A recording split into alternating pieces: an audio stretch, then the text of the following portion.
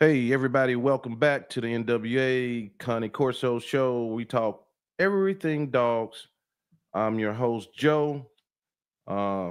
This time, we have the man, and I hope you're ready for the man. Alexander Gonta is back. How you doing, sir? Hi, Joe. How are you?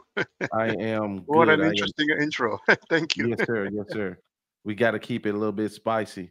Hey, so we back to talk about fear-based aggression in dogs, what breeders and owners get wrong. I am so glad you're talking about this. This topic isn't covered a lot. No. You never hardly see it talked about. It's a very important thing. But uh, but anyway, Alexander, how's it been going, sir? Thank you. Everything can am I audible? Is my audio good with this microphone? Everything's great. Okay, thank you. Yes, sir. Everything's being okay. I just bred my girl Lucy Van Ganta House, who's a 3-3 line breeding at Yukon Van Perot. In other words, her parents are first cousins of that famous champion. I bred her to a very powerful dog uh, named Aaron Golparand. He's on my channel. If I can, I'll share my screen really quickly if you don't Yeah, do mind, your thing. Yeah. if that's okay. And Mhm. then we'll talk about today's topic. Just 1 second, please. Oh, hold on. Let me. I got a job to do as well. Let me see here. When you pull that I up. don't know. I don't know if you can guys Yeah, I can see see it it. or not. So if you go play that video, you think you could turn it if you turn the sound down, we good. You know how to do that from I don't know how to do that from within StreamYard, but I'll just send people to the page and then they can watch the video Oh, okay. themselves. Okay, so the okay. Yeah. So you go to vangantahouse.com, upcoming dash litters. Again, vangantahouse.com, upcoming slash litters. This is the mama dog Lucy. This is the papa dog Aaron Golparan, check line, Sable. All the pups will be Sable, like the father, because Sable is dominant over Black and Tan in German Shepherds, as I'm sure you people know. As you know, I follow very ethical breeding practices. Both dogs, OFA, hips and elbows, come with a 2-year hip and elbow guarantee, provided you don't spay the dog. If you spay the dog, the guarantee is off. Um, Lucy has her BH. Aaron has his Schutzen 1, well, now called IGP 1. He's going for his IGP 2 during the next trial in Maryland. This dog can be a regional champion. He has a lot of championship blood in his bloodline. Uh, you can see video of Lucy here, video of Aaron and his owner Stanley here. I invite you to go to vangantahouse.com/upcoming litters, upcoming dash litters. And I'm going to put the URL to it on this video on my channel because we're going to co-broadcast it on both of our channels. There we go. So the puppies should be born August 3rd to 10th and ready for new homes in October. There will be pretty high drive, so you need to be a little bit experienced or to handle this breeding.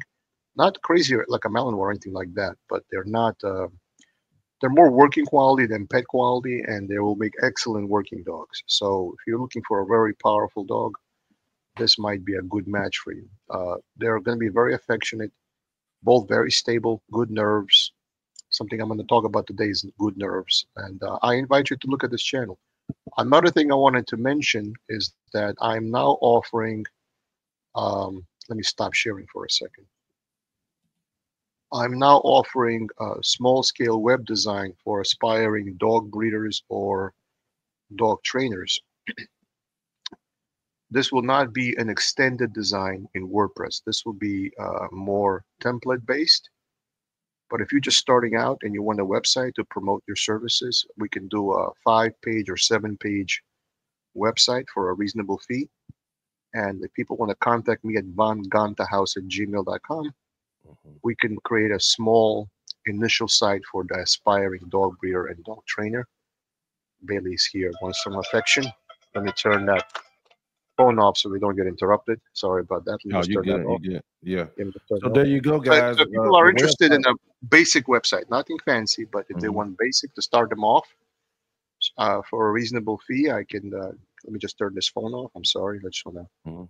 make sure we don't get interrupted again. Bear with me as I turn this thing off. Mhm. Make sure. Um, what the hell is this settings? Websites are important, especially if you're a new breeder. Yeah, I mean, it's going to be an initial 5, 7 page website. It's not going to be a 10 or 20 page website. This will be a beginner's website that, but once you have the content down and you have a web presence, a lot of people contact me about my puppies through my website. So Mhm. if I can build one for myself, I can build one for you. So I invite you to contact me through my website about potentially designing a website for you. Okay. With all that plugs out of the way, I think we need to talk about today's topic. Do Let's you want do to it. start with anything, Joe, as questions, or do you want me to begin? How would you like to proceed? Well, I just want to get an audience. The purpose. The purpose is to demystify aggression in dogs, especially fear based, and how it's influenced by breeding, socialization, and training. That yeah. So You yeah, hit the nail on the yeah, you hit yeah. the nail on the head. So we had a lot of videos on my channel and your channel about dog breeding. We talked about conformation breeding, good chest proportion, good ear set, uh, proper hocks. Raul from the QBN channel, who everybody I'm sure knows who's watching this channel, talks a lot about proper structure in the bully community, which is a bulldog based breed. Um, how proper Dobermans talk a lot, structure about a lot because it's a very live, athletic dog. Proper structure is very important. So a lot of breeders focus on phenotype for the show ring. And then there are performance based breeders, which only focus on performance but don't focus on structure whatsoever. Mhm. Then there are dog breeds which are what I call natural dog breeds. An example would be the Belgian Malinois and the Dutch Shepherd. Originally, they were not really a breed. Originally, they were a land race. You had certain collie types or herding types that farmers bred to each other, and then eventually you created a stud book and you homogenized it and you bred based strictly on performance. Like the KNPV, Royal Dutch Police Dog Sport, strictly goes on performance. So dogs were based which exhibited the same performance characteristics from the same region were bred to each other. And so a breed was formed without combining other breeds. Like the Doberman was combined by combining the Besseron. If you look at the French Besseron, you will see that it looks like a Doberman. The Rottweiler, the Manchester Terrier, the Greyhound, and the Vizsla were all combined to create the Doberman. So a dog breed is started either as a land race of dogs in the same community or country, which Mhm. exhibit the same traits being bred to each other, and they are then selection tested for performance. And that those which have the performance then get to breed, or a dog breed is started from existing breeds which are combined to form a new breed. So dog breeds are created. Right. So you have two topics. You have breeding based on phenotype and genetic line breeding and or inbreeding mechanisms. We covered that extensively on this channel. So here's genetics. Then we had a video on the books on dog training about various techniques: positive training, clicker training, correction based training, Kohler method, Strickland method, William Kohler or Keeler. I don't know how to pronounce. I think it's Kohler. Uh, Mhm. so we had a long video of the evolution of dog training um, through time by books talking about dog training because that book influenced the training that was done in that series of decades. From the 40s until the 60s, one school of thought influenced how dogs are trained, and then from the 90s until today, another school of thought influenced how dogs are trained. Right. So here is a topic on genetics, and here's a topic on training. And okay, well, where do you cross the two together? How do you combine the topic on genetics and the topic on training? And where's the intersection of these two topics? The fact of the matter is, these two topics are never unrelated. They're always related because when you're breeding for phenotype, you're also breeding for temperament. Now, why is this relevant to a breeding channel? Because a lot of the people watching this channel are breeders. Maybe a few people are trainers, but the majority of the audience of this channel and my channel are breeders. Why is breeding for temperament so critical? I'll explain. You could take a dog with strong nerves and good genetics and put him in a shitty environment. No structure, very little exercise, very few outlets for the dog's natural drives. And the dog with good nerves and good structure will still thrive despite being in a lousy environment. You could take a dog with terrible genetics, weak nerves, shaking and shivering for no reason, not because it's been abused, not because something happened to it, not from an animal shelter, just a dog that's shaking and afraid of his own shadow, right? You could Mhm. take that dog into the most structured environment, ideal outcome, ideal grooming, ideal veterinary care, ideal training, expensive trainers being hired, and the dog still comes out shitty. So a dog with good genetics in a crappy environment still comes out okay, and a dog with terrible genetics in a superior environment doesn't come out okay. So is it nature or is it nurture? Is it the environment that makes the dog, or is it genetics that makes the dog? Which is true? Well, in reality, it's both, but genetics has a bigger influence. It has an outsized influence Mhm. on behavior. And people Right. say, well, how could that be true? What are you saying? Training is not important? No, I'm not saying training is not important.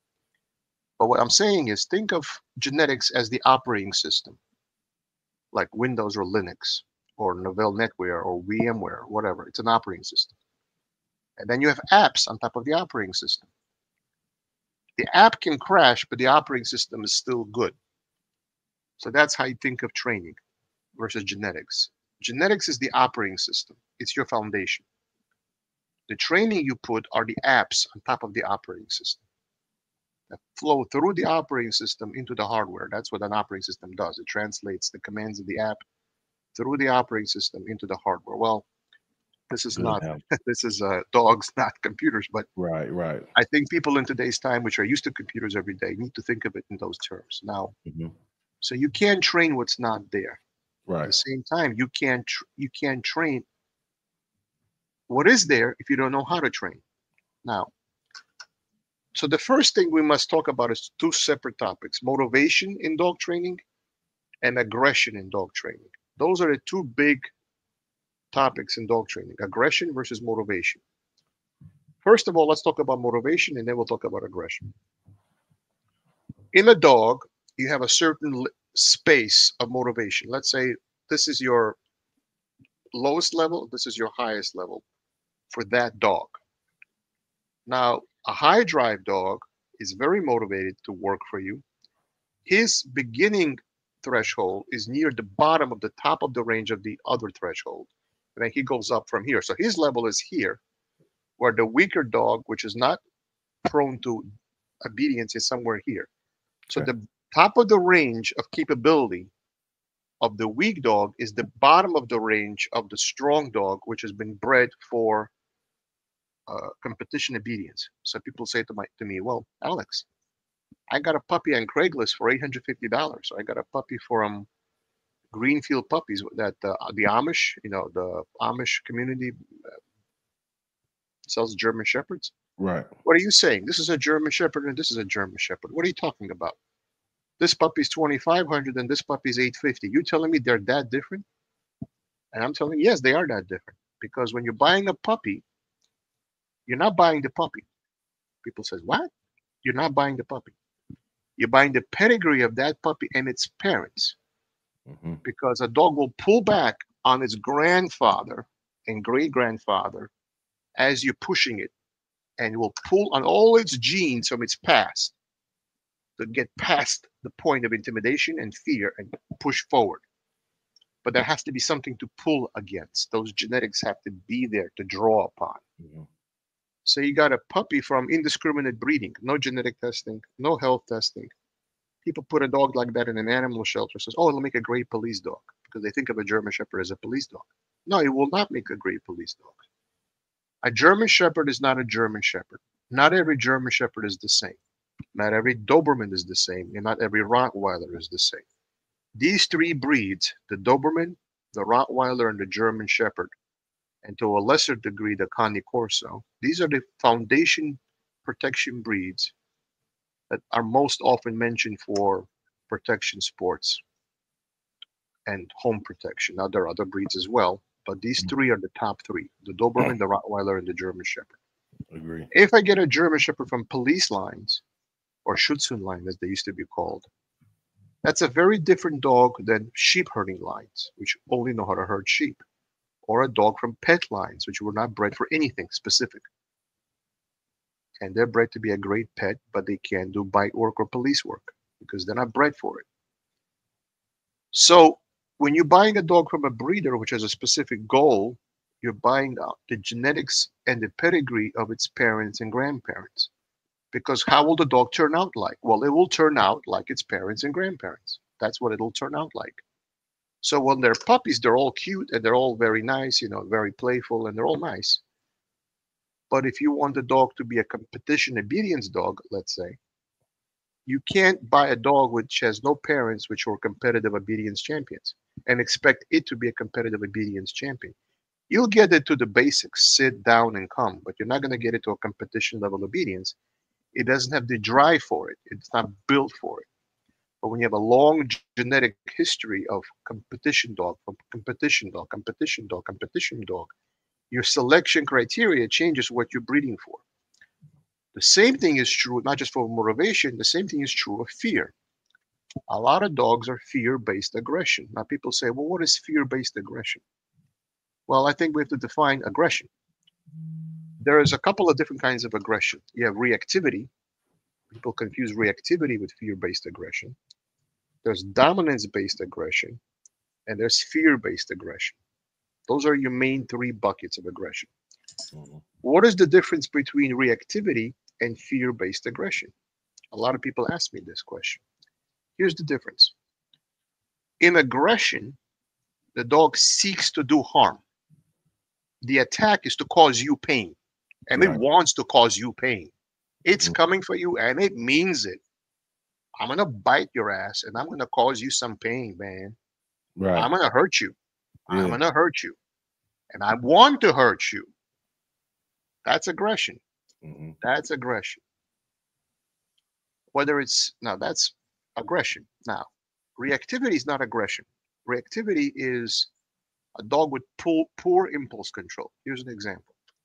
You got an 8-month-old German Shepherd puppy, and you got a little Lhasa Apso across the street.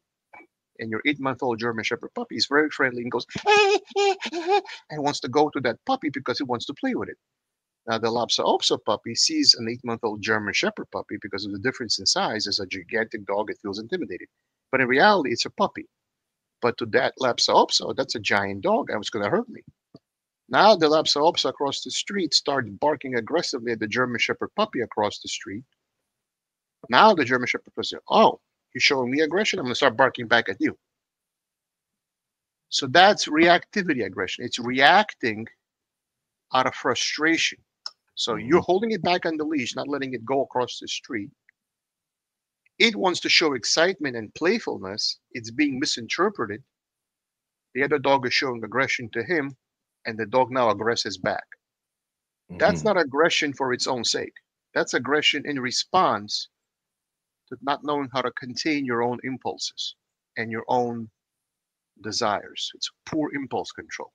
Right. Now, now, what should a person do with an impulse control reactivity? Because it can quickly become aggression, but it doesn't start off as aggression. So reactivity is not aggression. Reactivity is poor impulse control, which turns into aggression if not checked. That's the difference between reactivity versus fear-based aggression. We're going to get into fear-based aggression in a minute. What should you do? Well, the first thing you should do is teach what's called compensatory behavior, which is a non-compatible behavior. What do I mean by that? If my dog is looking at my eyes because it's given the watch me command, it must look at my face and nothing but, if it looks to the side, pop in the leash correction, which is a prong collar. Now, it's been taught to look at my face separately from the circumstances that are happening now. It's been taught that in a quiet environment, in the house, in the kitchen, watch me. Look, dog looks at you, click food, watch me, click food, watch me, click food. Now the dog knows, watch me. You've done this 30, 40 times a day, 30, 40 times every single day for a few weeks. The dog knows, watch me. Now, it's incompatible for the dog to look at you and look at the other dog at the same time. It's incompatible. It can't look at the other dog that is aggressing against it while it's looking at you. Those are incompatible behaviors. Mhm. You cannot both look at you and look at the other dog at the same time. It's not possible. It's Right. called an incompatible behavior. Now, so the owner of the dog must walk away from the situation by 10, 15 feet. The other dog is across the street in my example. And give it the watch me command. Now, the other dog is 15 feet away. And you yelled across the street, ignore my dog, don't cross the street. So you've told the other owner, don't approach. So you've handled the human. Now you have to handle the dog. Now you take the dog 15 feet away. Watch me. And the dog goes like, no, watch me. Hmm. Now the dog gets a pop, not for barking at your dog, but for not looking at you. Now, Right. it's very important not to correct a dog which is growling. People say correct the dog when it starts to growl. No, you don't want to correct the dog which is wants to growl, because growling is good. Growling tells you the dog is about to aggress. If you correct for growling, the next step is the dog will just attack without any warning. So you never want to discourage growling. You want to encourage growling because now you can predict what the dog will do next. If you discourage growling, which hasn't got to aggression yet, it's just growling, you never want to stop growling. Growling is helpful. Growling tells you what the next step is. Hmm. If you stop growling, you stop the preemptive warning. And the next step is just aggression and a bite. Whereas with growling, you have time to react because it's building up to aggression. It's not there yet. So Right. you know you never want to stop growling. Growling is good. Growling tells you what the intent is, and you have time to respond. If you correct growling, you're not allowing a chance. Next step is just the bite. Because growling has been taken off the table. So now how much is going to go for the bite? So you never want to discourage growling. People discourage growling by giving a correction. No, you never want to give a correction for growling. You want to give an incompatible behavior, but not discourage growling. Growling tells you something which is about to happen. And if you discourage it, there's no pre-warning. Now it's just the bite and it's just aggression without any time to react and control the dog. So that's why you never want to discourage growling. You want growling. Growling tells you the next step is about to take place. Whereas if you discourage growling, next step is aggression and there's no pre-warning. So you never want to discourage growling. I just people think, oh, I want to discourage growling. No, you don't. You want to encourage growling by not stopping it. Now that's my opinion. That's I've dealt with aggressive dogs. I'm telling you Hmm. what works. Now, so how do you handle a fear-based aggressor, which is showing aggression and fear toward another dog, or curiosity of the other dog, but it's inappropriate in that circumstance? I'm going to play a little video. I'm using the fair use policy of YouTube because I don't want to get a strike. Because I'm commenting on something I'm watching. I'm not actually copywriting their content. So I'm just commenting on what I'm going to show you a video of how to handle it right versus how to handle it wrong, if you don't mind, Joe. Let's do it. Okay. So I'm going to present a video.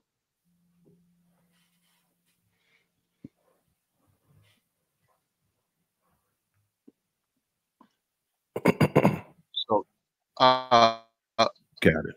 the audio probably will not play, but they do. Now I'm going to play this video. Watch the correct way to do this.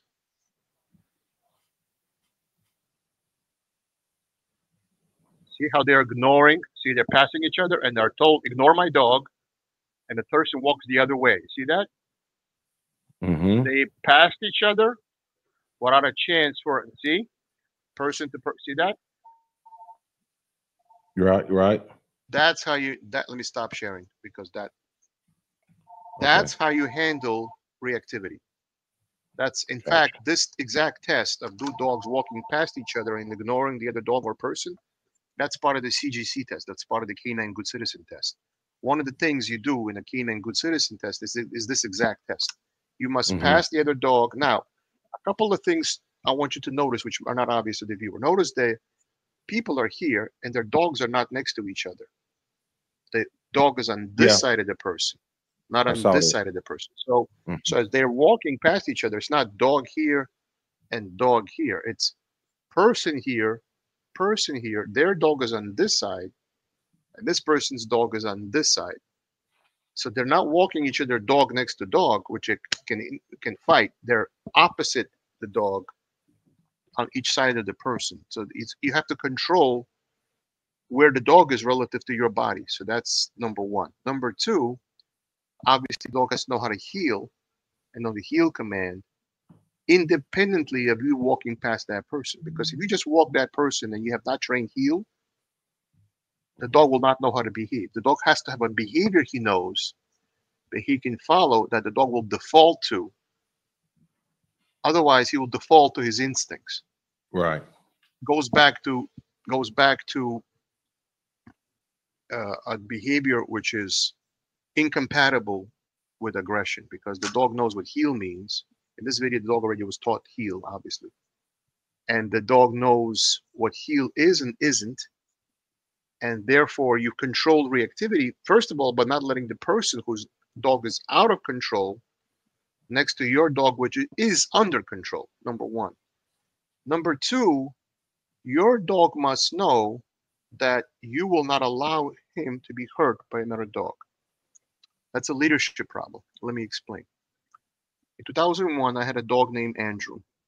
From his father was Sejelan van Handorfu, police check dog, and his mother was Seti van Leerburg, from Mink van Hausfeld lines. Those who know German Shepherd know who Mink was. Mink was a big, very influential dog. Mm-hmm. So I had a granddaughter of Mink was the mom, and a Czech Border Patrol dog was the dad. The dog was very suspicious, very defensive. And he felt his job was to protect me on our walk. Now, this dog was reactive because he thought his job is to protect me, not my job to protect him. That's another case of reactivity based on misunderstanding purpose. So here's what happened. We walked past three pugs, which were obnoxious. They were off leash, and their owner just let them out while watching them. And they're very tiny dogs. The little bully dog, which was their dominant leader, approached my dog and tried to bite him. My dog ignored him multiple times because he had a good temperament. But every time I walked past their house, they tried to bite him. They ganged up on him having a pack psychology. So despite the difference in size, they got brave because they were in a pack. I started walking with a walking cane. I did it because I have a bad foot, but I still had a cane because I saw what I was facing. Mm-hmm. The moment I approached those three dogs and they came up on my dog, I started waving my stick like, get out of here, get out of here. Now, they would take my threatening gesture and scatter off. One time, they refused to scatter off because they thought I didn't mean it. They were out for the bite.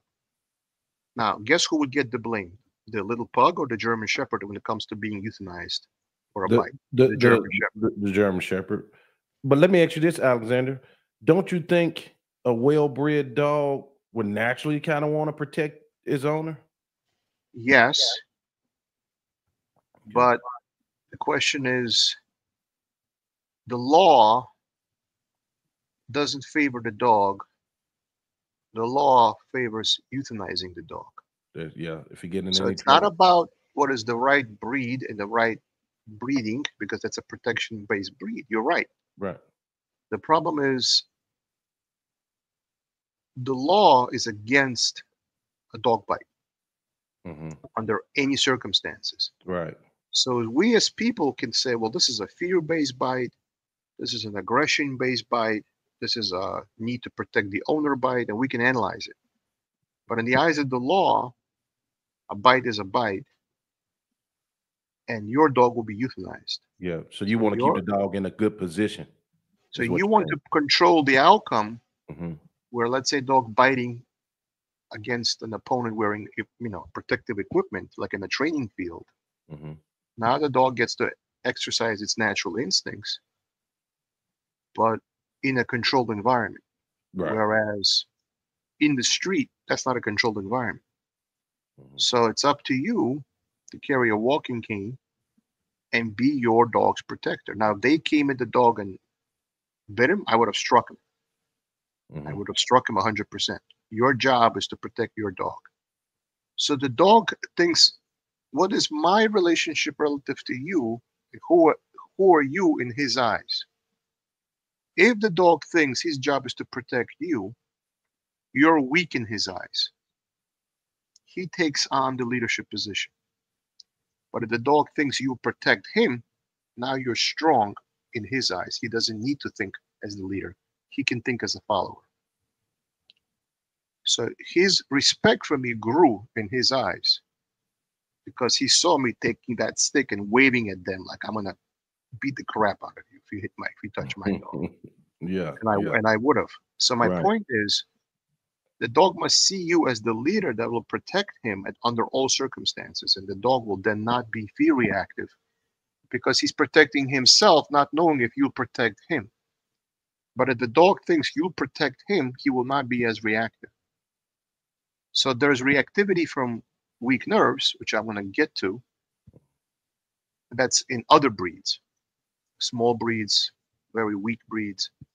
Then there's reactivity in a powerful breed, which has a protection and guarding instinct. That's a different kind of reactivity.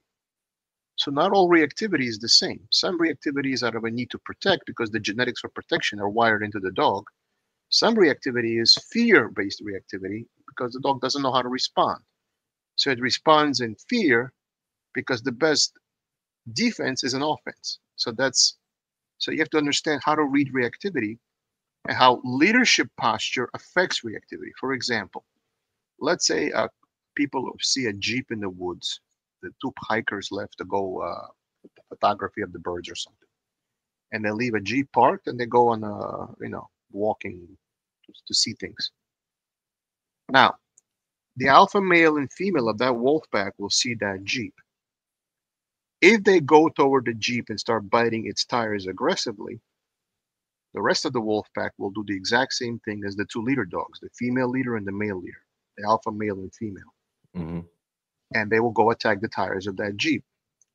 On the other hand, if the male and female leaders of that wolf pack go to the jeep, piss on it to mark it that it's in its territory and walk away, the other members of the wolf pack will go over to it, also piss on it and walk away. If the leader of the wolf pack looks at the jeep, says, "These are people. This is danger," just ignores it and walks away, the rest of the wolf pack will walk away. So just like the wolf pack looks toward its leaders of what to do, same thing is true in human beings, by the way. Human beings look to their leaders of what to do. Hmm. Human beings are organized into society. We look to our governor, our mayor, and our president of what to do. When the president of a country sets the tone or scapegoats people, like happened under Benito Mussolini and a few other recent examples, I think you know who Alexander. Yeah. we have scapegoatism. We have isolationism and scapegoatism. The same thing happened in the 1930s. Mm. Isolationism, nationalism, and scapegoatism. Those are the exact same three things that happened under Benito Mussolini. Anyhow, so just like dogs and wolves look for a leader, people look for a leader. And the tone the leader sets, the country believes in that. At least if they can think for themselves, maybe not. But for the most part, people follow a leader. So getting back to dogs, um, it's very important that the dog sees you as his leader who will protect him. So part of the problem of how to avoid uh, fear-based aggression is for the dog to rely on its leader that I shall have no fear if my leader protects me. That is a relationship you must have with your dog. How does the dog see you in his eyes? Not how you see him in your eyes. How does he see you in his eyes? Very important. Now, so the first step of aggression we want to go to is, so we've covered reactivity. Yeah. Reactivity is not fear-based aggression. Reactivity is poor impulse control, and the way to solve it is to teach an alternate behavior a slight distance away from the offending object. Walk away, create distance, create space, and give an incompatible behavior that you've trained separately. And you've trained over and over, not just that day. Obviously, you have to build a bank of behavior that becomes automatic on cue. So I'm not talking about today you taught the dog to look at me and you expect it to do it. No, it's going to do what it wants to do because you haven't built that behavior to be on cue. Every time you say, watch me, the dog is like, and you must have that kind of control. Mm-hmm. The first thing I teach a dog is to look at me. I never teach any commands. I just teach, Mm-hmm. look at me, and I give it food every time it looks at me. Attention is the mother of all behavior. If the dog is not paying attention to you, you can't teach it anything else. Mm-hmm. If the dog is paying attention to you, the dog is listening to you and the dog respects you. If the dog ignores you, you mean nothing to that dog. You're a food dispenser. You're not an owner. All right. So we talked about reactivity and fear-based aggression. We're going to go into fear-based aggression a little more. Let's talk about the other kind of aggression, dominance-based aggression. If you don't mind, I'm going to play a video clip showing an Let's do it. example of dominance-based aggression. Yes, sir.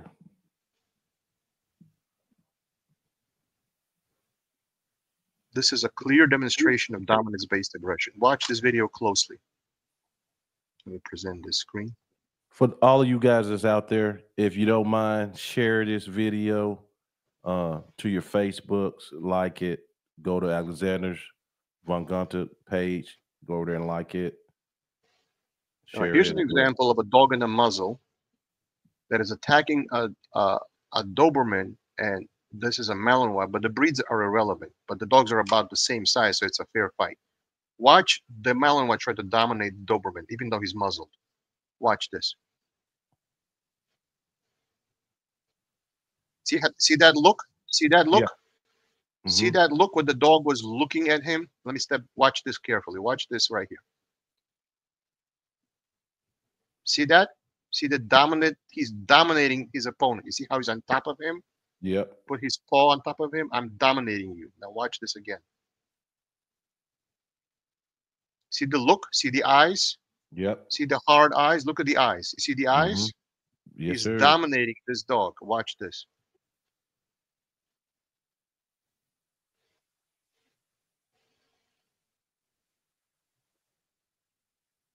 Now, see how he grabbed him and stopped him?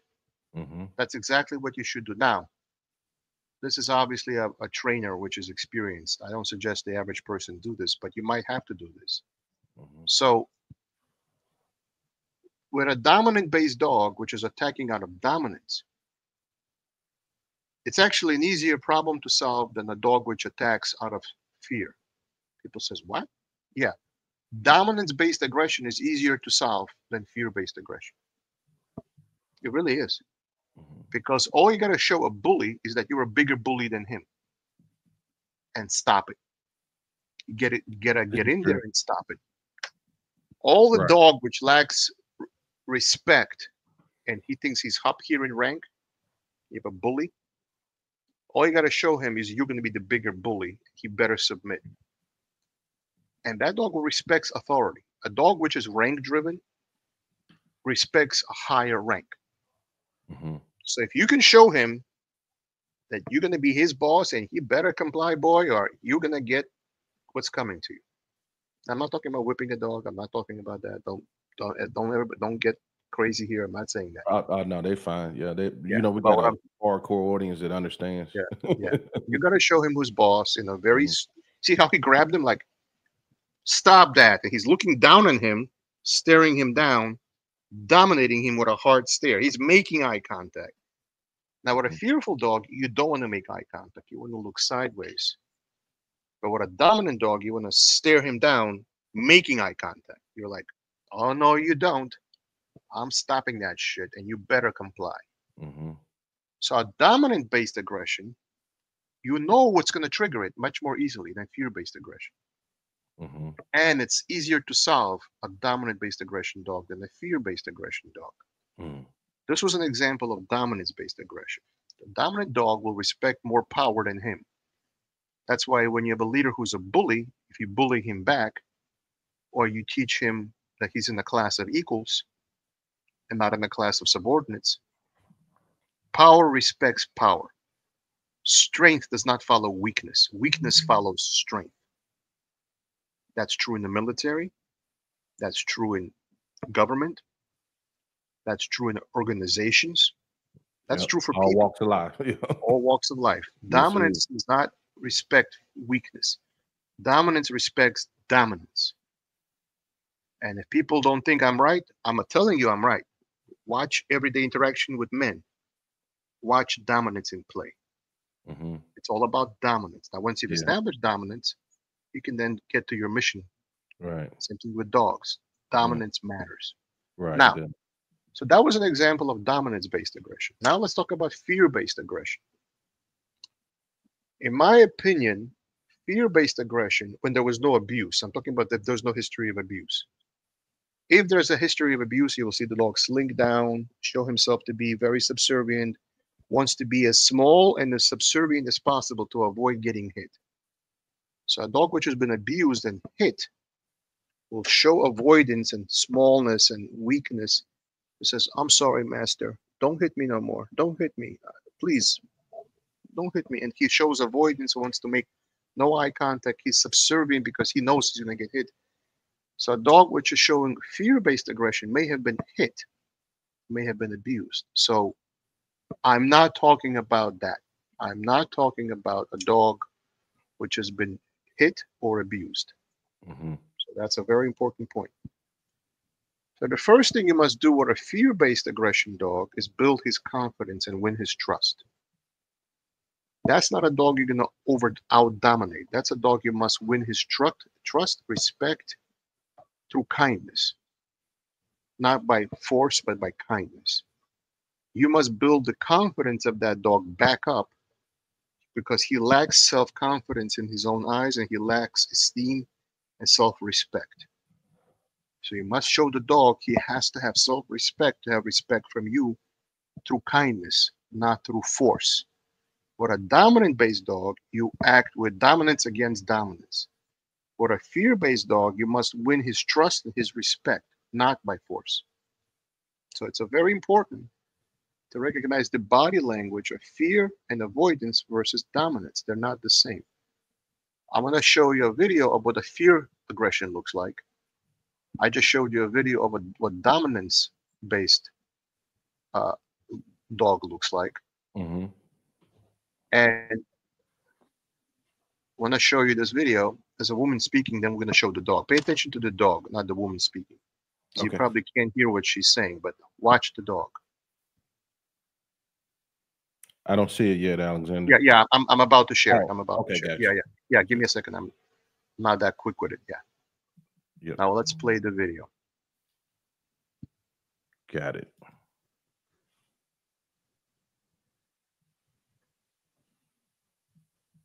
She's saying the dog was straight. Now look at this dog. See this? How he's avoiding eye contact by looking to the side? Hmm. See how he's nervous and avoids eye contact? See that? Yes, sir.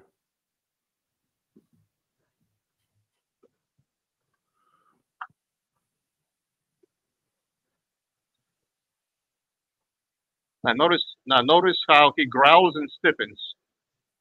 See now we're not gonna play the rest of the video. Now, the worst thing you can do is if you're training a dog which is fear-based aggression, is he starts aggressing at you by barking at you and you back up because that's a natural response. You're gonna back up if a dog is barking at you, you're gonna out of fear, you're gonna back up, which is Hmm. exactly what he wants you to do. He wants you to back up.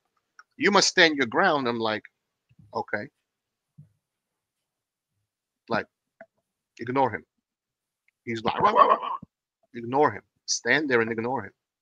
Now you have to be a strong person not to be afraid of a dog out to attack you. But stand there and ignore him. Don't back up. He'll back up because it's nothing but a show. Okay, my son just walked by. Hey there, boy. He can't hear you as I have headphones on. Yeah, Oh, okay. yeah. No, he just got some lunch and goes back to his room. That's what he does lately.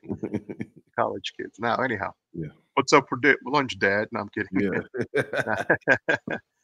So the worst thing to do is to back up on a dog which is showing fear-based aggression. You don't back up on a dog because you'll make him stronger because you've backed up. He got what he wanted. He pushed you away. Stand there, hold your ground. He will not bite you. What do you mean, hold my ground? He will bite me. No, he will not bite you. He'll back up. Mhm. Now, people say, you're nuts. I'm not taking that kind of a risk. I understand that. Don't take that risk. Ordinary people who don't work with dogs will not have the knowledge to read the body language right. No, yeah, you're right. But if you Yeah. know how to read body language, like I do, I never back up. I always win. I've never backed up. He's aggressive. These are big dogs. I'm like, I'm not afraid of you. Come on, give me what you got. Hmm. They Yeah. back up. They Yeah. back up. They back up. Now, if a dog doesn't back up, you make sure he's muzzled. But take a precaution by muzzling the dog. But what I'm saying is don't back up. But the key is to understand that a dog which is a fear biter is 90% genetically a fear biter.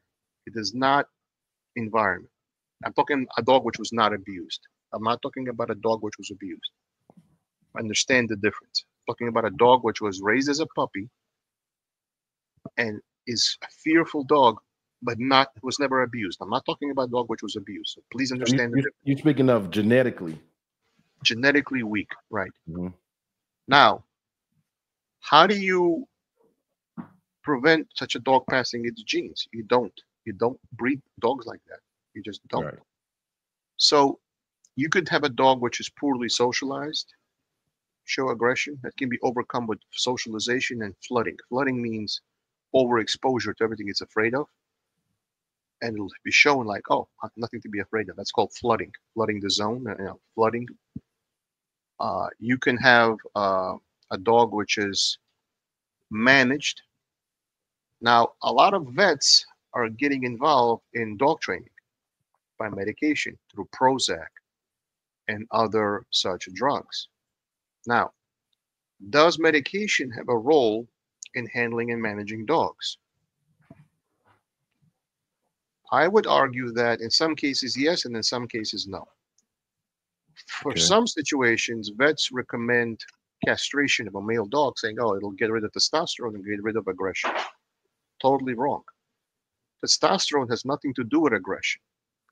The dog was taught that its aggression is tolerated.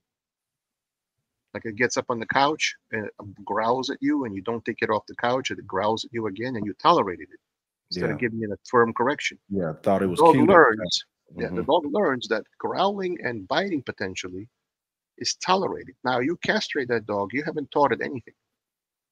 So castration is not a behavioral fix. So people castrate dogs, male dogs especially, thinking it solves behavior issues. It doesn't. But the vet makes money. The vet makes a fee. So the vet will recommend castration to solve aggression, but doesn't solve nothing because you deal with behavioral issues with behavior modification and you deal with medical issues with medical intervention. Those are two separate things. Now, what if a dog is shivering and shaking when it hits a thunderstorm because it's afraid? Now, do you deal with that with Prozac? No. The dog must work through its fears. You're giving it medication. Why have a dog at all if it's constantly drugged up and constantly sleepy? Separation anxiety. Do you deal with that through training or through pills and Prozac for dogs? In my opinion, no. So a lot of owners, instead of recognizing their lack of knowledge in training their dog, they resort to a veterinarian to be a behaviorist. What does a veterinarian do? Veterinarian knows medicine. He doesn't know dog training. What does the veterinarian do? He gives the dog Prozac. So there are times when you need medical intervention, but why would you want to have a dog constantly sleepy and get on Prozac if, well, why have a dog at all? You might as well have like a stuffed toy which lies around, does nothing. So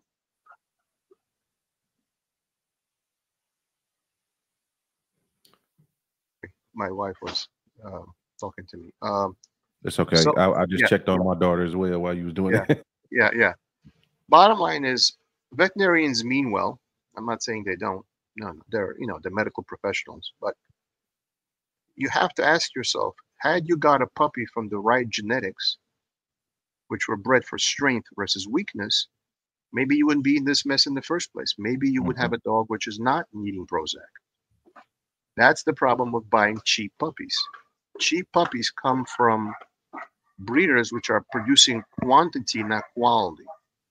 So whenever I have a price objection to my price, says, well, I can get a puppy on Craigslist or Greenfield puppies for 650, 800. I say, go ahead. Because you see, a guy like me, I title and train dogs. If a dog doesn't get a BH, which is I cannot pronounce it in German, Blitz. So it's like a obedience section followed by a nerves section. The dog must go through a Right. crowd of people, must Uh-huh. have a circle of people around it while it's in the down, must Right. then get up from the down and run toward the owner when he calls it for a recall, must Mhm. tolerate a man passing on a bicycle, you know, Mhm. while it's in the down, must not show reactivity or fear. So any dog can be trained to do obedience, but if you can't pass the temperament test, it's flushed out of the obedience. That's Bailey. Bailey, say hello. What's up, Bailey? She's, you can't see her because the camera is not the right angle to show her, but Yeah. her Right. head is right here, as you can see. So Yeah. now, so the weak dogs are washed out of a Schutzen program and then never go on to a Schutzen 1, 2, or 3.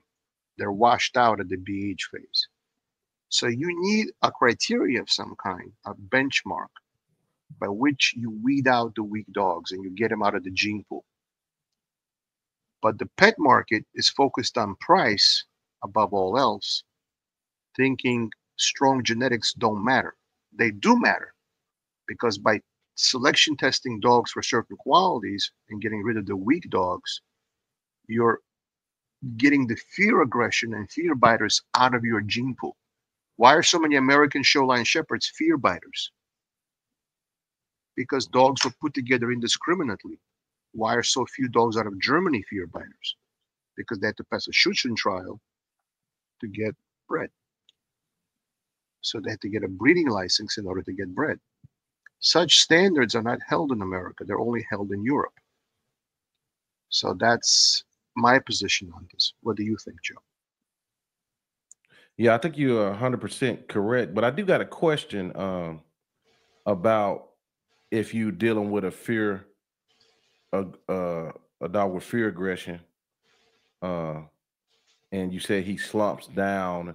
What steps do you take to build his confidence back up? It's not an easy thing because it A lot of comes work. from it's not an easy thing and it's not an overnight thing. So what happens is first you must approach the dog and it must be muzzled. The owner must muzzle the dog. Mhm. You approach the dog and the owner with a neutral stance, like not giving direct eye contact. You must look away and walk toward the owner, not looking at the owner. Like normally, it's unnatural to walk toward a person and not look at the person as you're walking. But you're not trying to look at the person.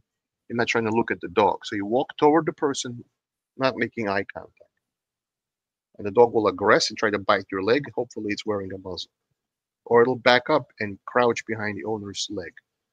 The next thing you must do is you must try to walk toward the dog several times without showing that you're not going to be scared. Then you take the leash and you walk the dog and you try to give it leadership by having it follow you around like a playground or something, or like a fenced in area, where it's safe for it to be without other people or dogs around. You're going to create a safe environment where you're going to train. So you walk it around, making it follow you on a leash, not pulling it, not just make it recognize you're the leader and you're not going to cause it pain. Do it a couple of times. Walk the dog around and see if the dog will listen to your leadership. Eventually, you must bend down in the ground. So if you're standing up, you're tall and you're powerful looking. But if you're under your knees, moving sideways, avoiding eye contact, moving toward the dog with your shoulder to shoulder, Mhm. avoiding eye contact, like, and then eventually try to put your arm around it just to see if it'll snap. But it's wearing a muzzle. He says, so you eventually try to build a rapport by saying, after you walked it and you got its anxiety out of its system, it may have been in the car for an hour or two until it got to you. So you got to give it a chance to relieve itself and get used to your environment. I'm assuming you've done all those things. You Mhm. basically build trust. You touch it on the shoulder blades. And don't make friends, just touch it. See how the dog responds. As you progress in your training session with that dog, try to pet it eventually. Hmm. See if it'll let you. In other words, you're trying to build trust with the animal slowly, slowly, slowly, not making any sudden movements, not backing up and showing aggression, walking in a leash around the yard to build some leadership with that dog. Now, once you've established a baseline of trust, you will eventually, not in one day, but over several days, build a trust with that dog, and you must teach it the watch me command. You must teach it that it gets a reward for looking at you and not looking down. Looking at you gets its food. Looking at you gets its food. Then you must establish obedience with that dog, even though you're not trying to solve an obedience problem. But during obedience training, you're developing a communication system with the dog. You're developing a marker system. The release command is off or free. I use free, like it's your off command, free from command. You create sit down, not because you're trying to teach the sitter down. You're teaching it obedience to create a communication system so the dog knows when it's on command, when it's released, when it's expected to do something, when it's expected to do nothing, but it's constantly in your presence. So you're doing behavior modification, but not with the goal of obedience. The goal of obedience establishes a dialogue and marker words the dog must Hmm. understand. It gets a reward in exchange for a behavior. Now, as the dog learns a behavior that it's constantly getting rewarded for, the dog is confident. Oh, I'm good. I'm a good boy. I'm getting rewarded for doing something right. I'm a Hmm. good boy. He says I'm a good boy. Hmm. I'm constantly being rewarded for something I'm doing for him. I therefore must be a good boy. By allowing the dog to have a purpose and fulfill its needs, and it now has a sense of purpose. Before, it never had a sense of purpose. It was simply existed. It Right. existed with its neuroses and all of its fear. It was in a constant state of fight or flight. By giving it a purpose through obedience, now it can do something good and get rewarded for it. It makes it feel like it has a purpose in life, raising its value with respect to itself. It Right. feels that I am respected, I am rewarded, I can trust this person. Therefore, I must be a good dog. I'm a worthy individual worth living, not just surviving.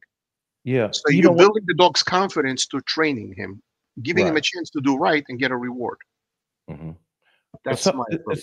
I don't know if you noticed this in your breed, but I noticed when you talk about genetically uh, dogs with a lot of fear problems, phenotypically, a lot of times they look like shit too. You could just like see somebody just threw something together. You Yeah. know, you notice that as well. Yeah, I'm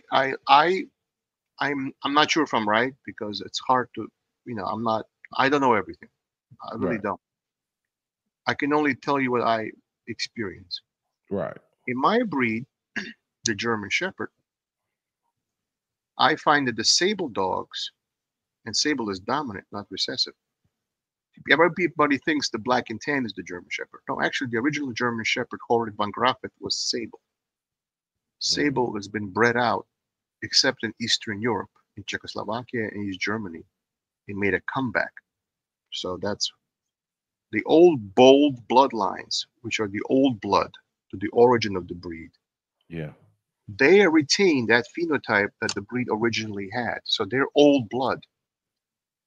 So I find that the sable German Shepherd, not as a color, but as a gene pool, represents dogs bred for performance versus bred to be pets. And although color has nothing to do with performance, don't get me wrong, a sable dog could be a shitty dog. I'm not saying it's always a good dog, but what I'm saying is certain colors come from certain gene pools, and that color represents a gene pool which was bred for performance. So sable dogs are usually working line, and they were usually bred for performance, and fear dogs were not bred and were not kept. In communist Czechoslovakia, behind the Iron Curtain, remember the Berlin Wall fell in '89 and the Mhm. Soviet Union fell in 1991. people in East Germany, which was a much smaller country than West Germany, were poor. You couldn't afford to feed a dog because you were barely making it yourself. It was not a free market economy. It was a planned economy with a 5-year plan. Now, the good thing about a socialist economy is that there's no unemployment. There's frozen prices and frozen wages.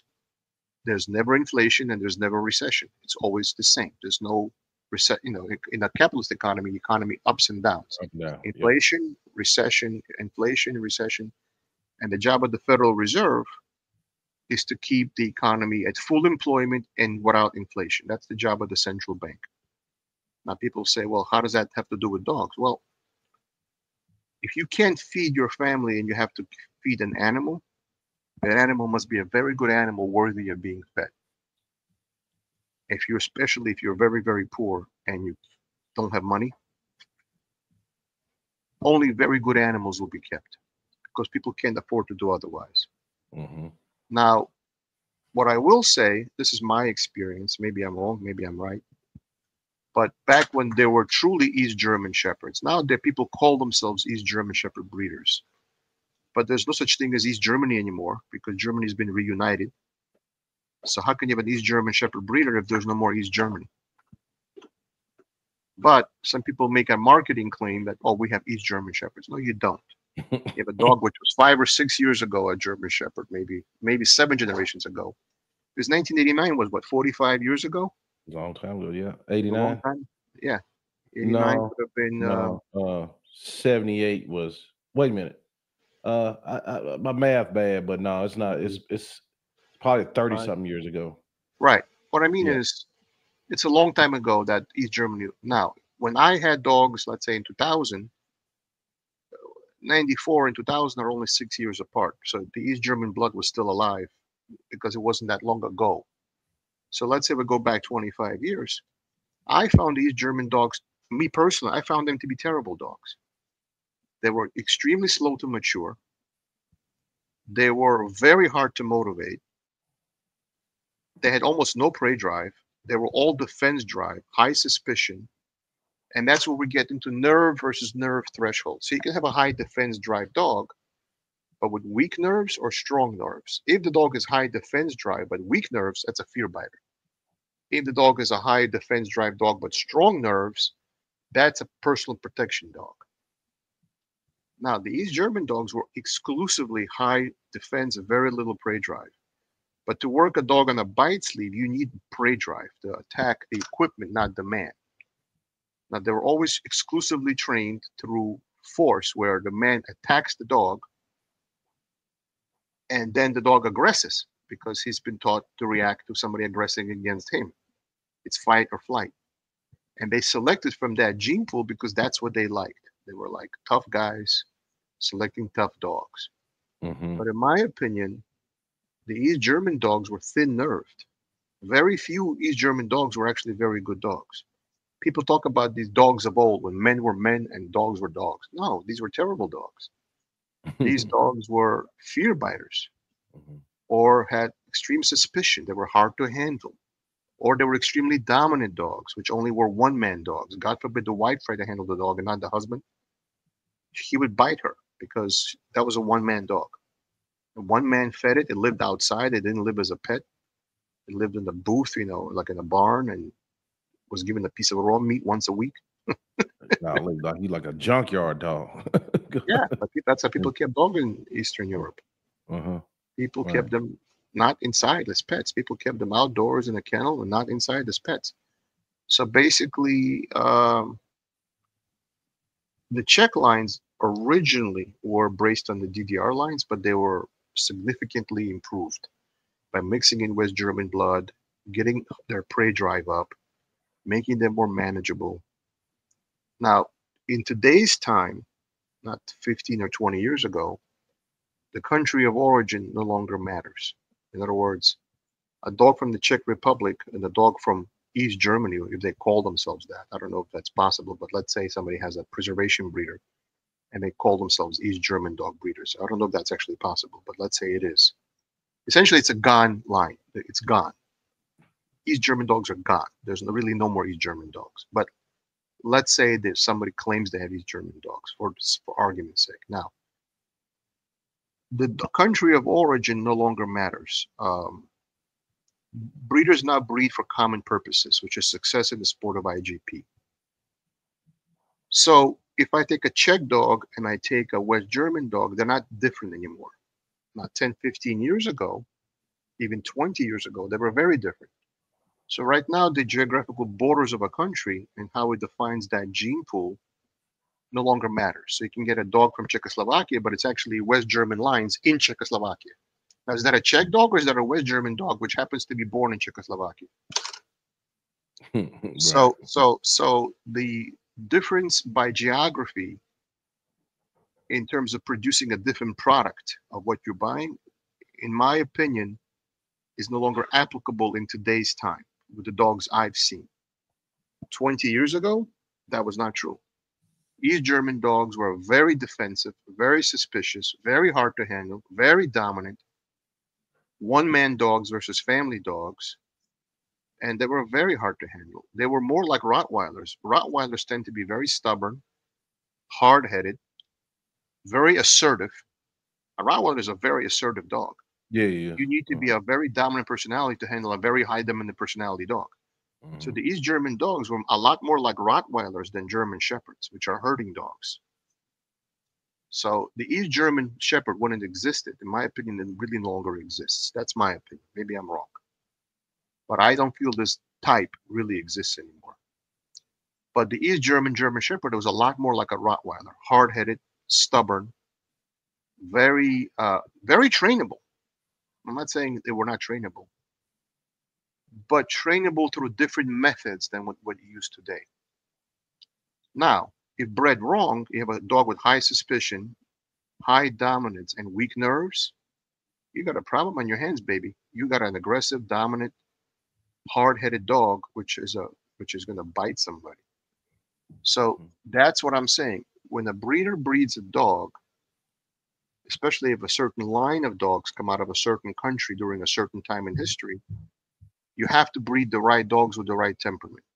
Mhm. So that the intersection of breeding and training, we saw that when we had these German shepherds. We saw what they were like. So we know that there is definitely selection criteria. And if you have weak nerves, you have a fear biter. If you have strong nerves, you have a very defensive dog that can only work with the police or the military, but cannot be a family pet. Nobody wants that. So I Right. hope this was instructive in separating fear-based aggression, reaction-based aggression, dominance-based aggression, selection for certain characteristics, and deselection for certain characteristics, and so how some things are purely genetic and some things are environmental, the role of veterinarians in managing dogs versus not managing dogs. And I hope this was a useful topic for the audience. Yes, it was. Yes, it was. Um, yeah, man, you covered a lot of stuff. I'm trying to think about. Dang, you got it all. Um, confidence. Yeah, you killed it. So I did want to know, as far as those, could you go back into those puppies you bred? What kind of homes would you want to see those? Uh, They will be good for any home okay, because I don't breed the extreme. okay, Now, some people breed for the extreme because they're breeding a dog for IGP sport only. I don't breed for that. I breed for a dog which can be a family companion and guardian. right, right. Now, will they require a stronger owner, which is not a pushover? Yes. Will they require a very experienced owner that is only used to tough dogs? No. They're just puppies. They're just babies. It's up Mhm. to you to socialize them and treat them nicely, and they'll grow up being nice dogs. That's right. But will they be fear biters because the genetics are there? No, they will not be fear biters because the parents selected don't show those attributes. So in Mhm. other words, I breed strong dogs to strong dogs, not because I'm producing um, dogs for IGP, although that could be used for that, but because Mhm. I want to avoid breeding fear biters. Mhm. So I select strength with strength, not strength with weakness, trying to avoid breeding a fear biter. So will they be sport dogs? Some of them can be, but am I trying to avoid fear biters? Yes, I am, because a dog which shows power to the helper in the protection phase cannot be a fearful dog and show power to the helper, like Hmm. Aaron Goparan, the dog which was used Right. as the stud. He's a very social dog. You can come Right. up to him, you can pet him. He's friendly. Hmm. My dog Lucy, she's friendly. She's aloof, but she's friendly. So I'm breeding strong dogs not out of a desire to create IGP dogs only, but out of a desire to avoid fear-based aggression in German Shepherds. That's what in other words, I don't want to create fear-based biters. Right. That is the goal. In other words, anatomically, they're going to be excellent dogs because both dogs have a tremendous anatomical structure. Very handsome dogs, very good-looking dogs, proper breeding, they're not over slow backs like the show lines. They have hips and elbow guarantee because both dogs had hips and elbow testing. They tested against degenerative myelopathy because I believe in genetic testing. Now, so on the health side, it's a completely outcross litter. This litter is completely outcrossed. Normally I line breed, but this is an outcross litter on purpose Hmm. because I'm not going to use Lucy after this litter anymore. She's already 6. This will be her last litter. I'm going to use her sister Bella out of Jago. She's her half sister. And that's going to be my line breeding line. This is an outcrossed line because at 6 years old, I already know Lucy's behavior. So I bred her one time to get a puppy out of her, and that's it. She will be retired. So Bella will continue the Van Perot legacy in terms of that kennel in Germany that I line Hmm. breed upon. This is a Hmm. completely outcross litter. They'll be very healthy, very viable. Hmm. Uh, I'm trying to avoid fear aggression. Yeah. That is the goal. Right. What is that? Elagato? Hey, What is that? yeah, my camera went out. Oh, okay. I didn't know what that was. Yeah. Okay. Hold on a second. I don't know if I'll be able to. When it does this, I'm usually Yeah.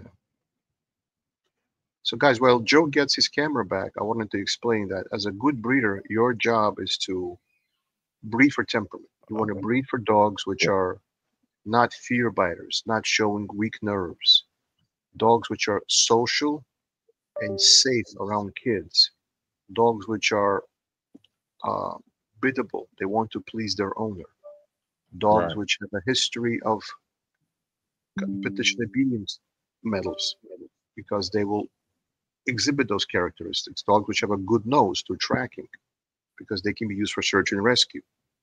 In other words, you want to select qualities in the animals. In breeding animals, it's called compensatory mating. In other words, if a dog, let's say a female is a weak chest and the male is a strong chest, you want to breed that so her strength complements his weakness and vice versa. So it's called the concept is called compensatory mating. What Right. characteristic one animal lacks that the other animal needs that that we can pair them and create the best of both animals. In other words, animal breeding is about selection and compensatory mating. And I'm going to Gotcha. probably publish an ebook on all my videos on line breeding. I'm going to probably publish an ebook and I'm going to notify you when it's available and it's going to be available for download on Amazon. So, Hey, let's do it. yeah. Um, Let me say this before we get out of here. Hey guys, I know a lot of people, uh, not just dog breeders, but we got dog owners, potential buyers are watching this channel. I'm starting to get a lot of breeders telling me, people saying, "Hey, I saw you on this podcast and everything." So I know it's a lot of potential buyers on here and everything like that. We appreciate you guys coming out, taking the time, listen to us talk dog talk. A lot of people enjoy it and for some reason. And then something else is starting to happen.